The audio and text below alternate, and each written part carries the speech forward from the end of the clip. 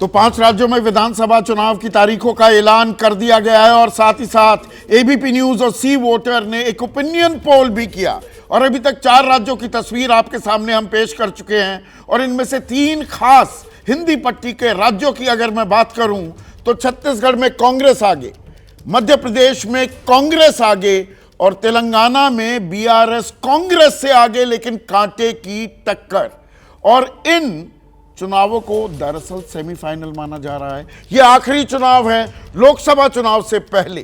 तो ऐसे में अबे दुबे ये जो अभी तक हम 4 राज्यों की, उसमें से मैं 3 की खास बात करूं, जो तस्वीर सामने आ रही है वो 2024 के बारे में भी कुछ कहती पाई जा रही है। ये सेमीफाइनल और फाइनल की जो एनालॉजी है ये थोड़ी सी अजीब सी है। इसमें यह है कि जो सेमीफाइनल जीतेगा वो फाइनल हारने के लिए अभिशप्त है और जो फाइनल जीतेगा वो सेमीफाइनल में हार जाए तो कोई फर्क नहीं पड़ता। मतलब ये पूरी एनालॉजी इस तरह की है जो हम लोग 18 और 19 से 23 और 24 की तुलना करते हैं। उससे अब तो बहुत ज्यादातर जानकार ये मानने लगे 18-19 का रिपीट नहीं है। ज्यादातर जानकार मानने लगे हैं, लेकिन लोकप्रिय बात यही है सब जगह आप जाए कहें तो।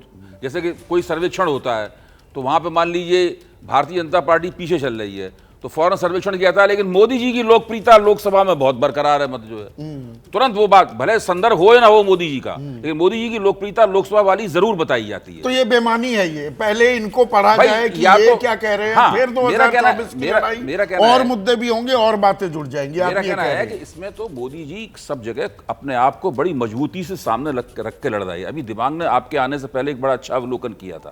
दिमाग का अवलोकन ये था कि ऑर्गेनाइजर में जब से ये खबर छपी है कि मोदी जी का करिश्मे पे चुनाव नहीं जीत सकते, 13 मई को कर्नाटक के नतीजे आए थे, 23 मई को ये संपादित किया। मोदी जी ने तय कर लिया है कि वो तो अपने करिश्मे को दिखा के मानेंगे विधानसभा चुनाव में। तो इसीलिए सब लोगों को किनारे कर दिया और केवल अपने करिश्मे को ही दिखा रहे हैं। इसमें 2024 की कोई ट्रेंड पढ़ते हैं, पकड़ते हैं दिमाग? देखिए, मुझे ये लगता है कि ये जो बात है, मैं अभय दुबे से, हालांकि वो मेरी बात से सहमत है, मैं उनकी बात से सहमत नहीं हूँ। मुझे लगता है कि लोकसभा का जो चुनाव होता है उसमें चीज़ें बदलती हैं और उसमें जो राज्यों जी आपने ऐसा नहीं कहा, मैंने ये नहीं कहा कि आपने ऐसा कहा। उसमें जो राज्यों में जो चुनाव होते हैं उनमें चीज़ें अलग रहती हैं, तो वो ज़रूर उसका असर होता है। मोदी जी की पॉपुलैरिटी है, इसमें भी कोई शक नहीं है। लेकिन जो मैं पहले कह रहा था कि जो ऑर्गेनाइज़र में लेख छपा कि भाई आपका करिश्मा तभी तक चलता है लेकिन स्थानीय लीडर भी मजबूत होना चाहिए, तो एक तरीके से सभी स्थानीय लीडर इस समय अलग दिखाई दे रहे हैं।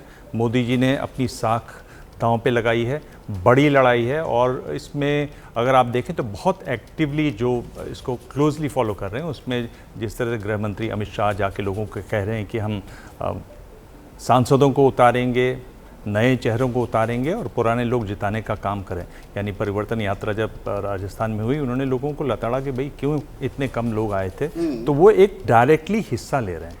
बात आप तेलंगाना की कर रहे थे, मुझे लगता है कि तेलंगाना बहुत महत्वपूर्ण राज्य है और तेलंगाना में अगर कांग्रेस की सरकार बनती है तो वो एक बहुत बड़ा एक इंडिकेशन होगा 24 के लिए आप बात कर रहे हैं, क्योंकि एक तरीके से जो बीजेपी की कोशिश है कि दक्षिण भारत के लिए दरवाजा खोल दे।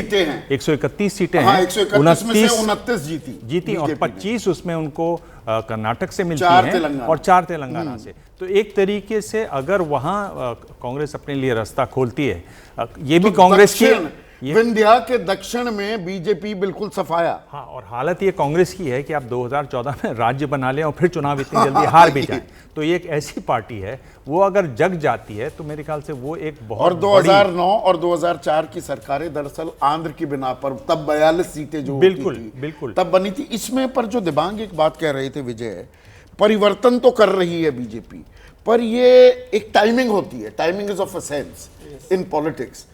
ये टाइमिंग और शिवराज सिंह चौहान को चेहरा ना दिखाना, वसुंधरा राजे, रमन सिंह और ये सब वाजपेयी आडवाणी युग के युवा चेहरा थे बीजेपी के, इनको बिल्कुल क्या बर्फ में लगा दिया गया है? नहीं, देखिए, हर युवा चेहरा 30 साल बाद बूढ़ा हो जाता है। तो अब आप वाजपेयी युग के सभी लोगों को युवा चेहरा कहते रहे, हाँ। ये ठीक नहीं है। और फिर उस भारतीय युग जनता के युवा चेहरा उस युग मैंने के युवा, कहा, हाँ, तो उस युग के युवा चेहरा कभी बूढ़े होते हैं ना, और फिर पार्टी को नए युवा चेहरे चाहिए होते हैं। इसलिए एक बड़ा बदलाव ये है। और रमन सिंह जी और वसुंधरा जी दोनों लोग पिछले 5 साल में राजस्थान में बहुत एक्टिव पॉलिटिक्स में नहीं रहे, खासतौर से कांग्रेस सरकारों के खिलाफ। शिवराज जी को छोड़ दिया जाए, शिवराज जी तो सरकार चला रहे थे, और अभी आपका सर्वे बता रहा है कि कांग्रेस आ गया, तो भारतीय जनता पार्टी के नेतृत्व ने सोचा होगा, हालांकि मुझे उतनी एंटी इनकम्बेंसी आपके सर्वे से नहीं दिख रही।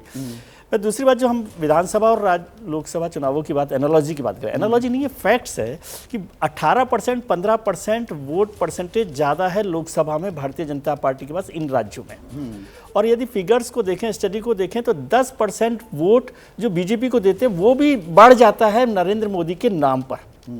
तो इसलिए इस एनालॉजी को मत पर वो कीजिए। 5 साल, वो देखिए, एक 5 साल की सरकार थी, अब 10 साल की सरकार होगी, तो परिप्रेक्ष्य भी बदलेंगे। पर ये कंपैरिजन जो आप कह रहे हैं, एनालॉजी ड्रॉ करना वाजिब नहीं है। पर एक छोटा सा सवाल का जवाब चाहूंगा यशवंत, जो मैं ये 3 चेहरों की बात कर रहा हूं, चेहरों पर तरजीह नहीं देती दिख रही है बीजेपी, सामूहिक नेतृत्व में लड़ रही है ये तीनों चुनाव, छत्तीसगढ़, मध्य प्रदेश और राजस्थान। क्या उनका इंपैक्ट इन आंकड़ों में दिखा है? देखिए, चेहरे नहीं दिए हैं, उसके बावजूद भी जिन चेहरों के नाम आ रहे हैं वो तो यही 3 है ना। ये चेहरे नहीं देने के बाद में भी उन्हीं चेहरों का नाम आना केवल एक बात को दिखाता है कि हम कैसे भी इसको एनालाइज करें, ये बात क्लियर हो जाती है कि भाजपा का नेतृत्व नए चेहरे जो भी प्रोजेक्ट करना चाहता था उनको ठीक से नहीं कर पाया। अगर करता तो इन चेहरों की जगह पे वो नए चेहरों के नाम आते, नहीं आए, तो कहीं ना कहीं मामला वहां पे अटका है। अब पार्टी के नाम पर कितना वोट पड़ेगा, क्या पड़ेगा, पड़ सकता है, नहीं पड़ सकता है, ये सारी चीजें सोचने की हैं। क्योंकि हम ये भी याद रखें कि जिस समय इन राज्यों में इन चेहरों को आज से 20 साल पहले नहीं उतारा गया था, तब भी तो पार्टी ने विक्ट्री यहाँ पर जीती थी। बिल्कुल फेयर पॉइंट। तो कोई ना कोई तो कारण होगा ना, कि ऐसा तो नहीं कि बिना चेहरे के भाजपा ने वहां। यशवंत दिबांग कुछ पूछना चाह रहे हैं, बिल्कुल 30 सेकंड में खत्म करेंगे। ये भी जरूरी, क्या ये हम कह सकते हैं कि बीजेपी का जो नेतृत्व है वो इन राज्यों में वाकई में कोई और चेहरा लाना चाहती थी? हो सकता है वो कोई चेहरा चाहते ही ना हो सकता है दिबांग, इससे कौन इनकार कर सकता है। हम तो केवल इस बात पे देख रहे हैं कि जो एस्टैब्लिश्ड चेहरे थे उन चेहरों को हाईलाइट ही नहीं किया गया या उनको रास्ते से हटा दिया गया। और तो इसी को एक मिनट, थोड़ा सा अब राजस्थान पे जाना पड़ेगा। ये एक मिनट विजय भाई, ये देखिए, तो थोड़ा सा एक वो मर्यादा तो रखनी चाहिए ना। अभी राजस्थान में राजनीति का ऊंट किस करवट बदल रहा है और क्या करवट ले रहा है, पहले रोमाना वो बताने वाली हैं। विजय भाई को मैंने रोका, ये जो पूछना चाह रहे हैं उसको आगे बढ़ाएंगे। जैसे ही घड़ी का काटा दोपहर 2:30 पे आए, बबीता जी का दिल सास बहू साजिश के लिए मचल जाए। और ये है इनकी बहू, पूरे दिन ऑफिस की टेंशन हो जाए गॉन जब ये करें अपना फेवरेट शो फ्री टाइम पे ऑन। इनकी तरह आप भी देखिए अपना फेवरेट शो अपने टाइम पर और डाउनलोड कीजिए एबीपी लाइव ऐप अपने स्मार्ट टीवी पर।